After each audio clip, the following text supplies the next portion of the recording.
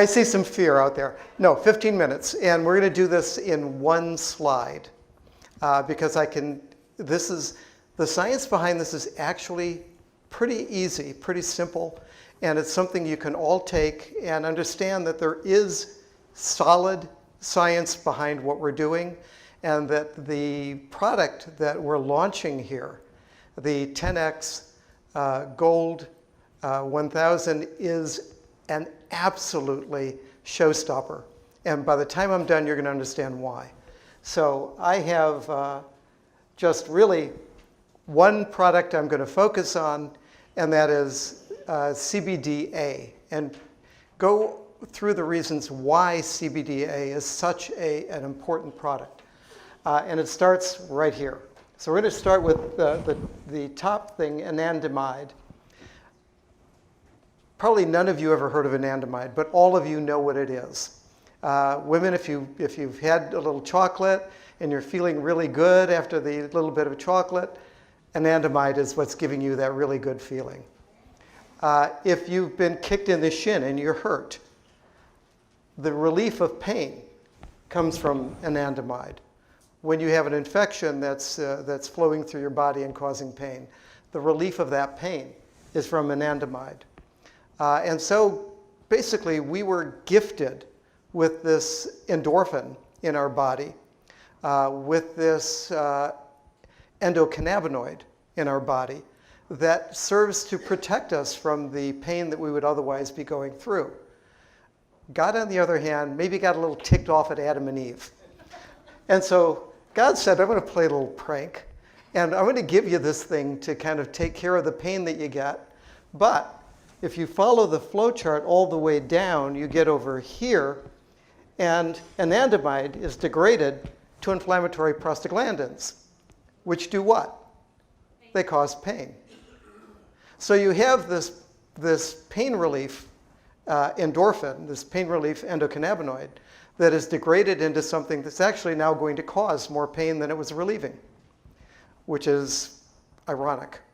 And so back in around 1970-something, one of the companies came up with a drug called ibuprofen. And ibuprofen was designed to block the conversion of anandamide to prostaglandin.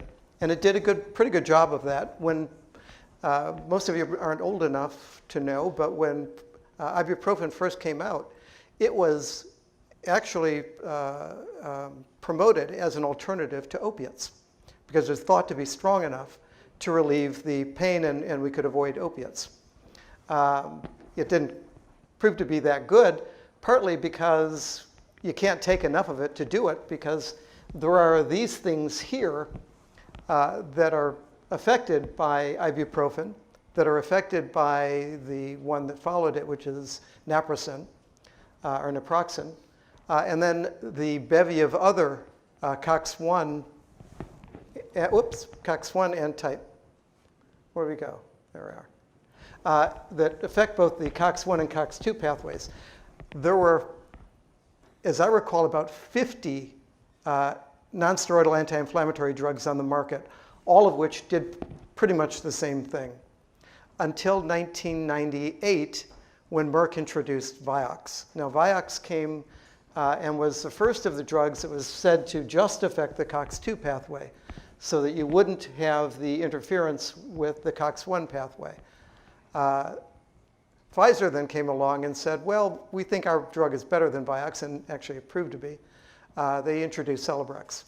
And when I got approached, I got a whole slide deck to go through and talk about why Celebrex was beneficial.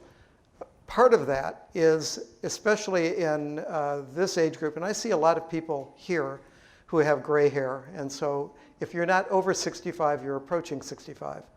I can tell you over the age of 65, the 7th leading cause of death is GI bleeds. And the NSAIDs are a primary cause of GI bleeds. So much so that no one over the age of 65 should probably be taking an NSAID. And that includes Advil, that includes Aleve, that includes many of the drugs on the market. So we began promoting the COX-2 inhibitors. And what did the drug companies do? The drug companies came back and said, well, we don't like those. They cost money. We want people to take the NSAIDs. So we had to get prior authorizations to give anybody a COX-2 inhibitor. As time went by, research showed that one of the COX-2 inhibitors in particular, Vioxx actually had a lot of COX-1 inhibition. And one of the things that COX-1's pathway does is it inhibits those prostaglandins that are involved in protecting your stomach. They all pretty much were safe that way. But they also inhibited another prostaglandin called prostacyclin. Now, prostacyclin dilates your blood vessels and keeps you from developing hypertension. And it prevents the formation of clot. And so it prevents people from having heart attacks. And so about 9% of the population on Vioxx were seeing their blood pressures go up, and they were seeing an increase in the risk of heart disease. And so Vioxx got removed from the market. Bextra, which is another drug that Pfizer held, got removed from the market. And the only one remaining currently is Celebrex, which is the cyclooxygenase 2 inhibitor. So what the point of all of this is that there is one competitor to CBDa, because in 2008, now I know you all have seen this because it's probably next to your bedstand along with People magazine, but Drug Metabolism and Disposition had an article. and that article basically demonstrated that CBDa is a pure COX-2 inhibitor. And so that's established, it's well established, it's published, and it's something we can point to. So CBDa is a pure COX-2 inhibitor. As a pure COX-2 inhibitor, it will prevent inflammation and it will relieve pain.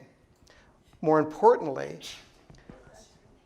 we go back up to anandamide, because CBDA, unlike anandamide, is not converted via the COX-2 pathway to inflammatory prostaglandin.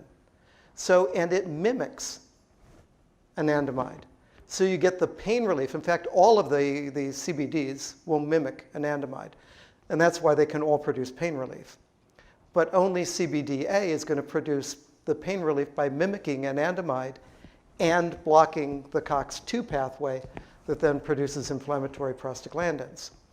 Now, if you can deliver CBDA in meaningful quantities to the body, I believe you can get what we were originally promised back in the 1970s and early 1980s, the type of pain relief that may actually compete with the opiates. So I am telling you, we have a product that is amazing. And we've a company that has given us the opportunity to partake in the type of profit that can lead to. So not only can we benefit the people around us by exposing them to this and making them understand what we have.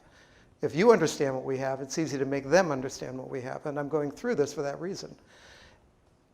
But there's a market here as well, and there's a potential to improve your livelihoods, our livelihoods, by understanding this.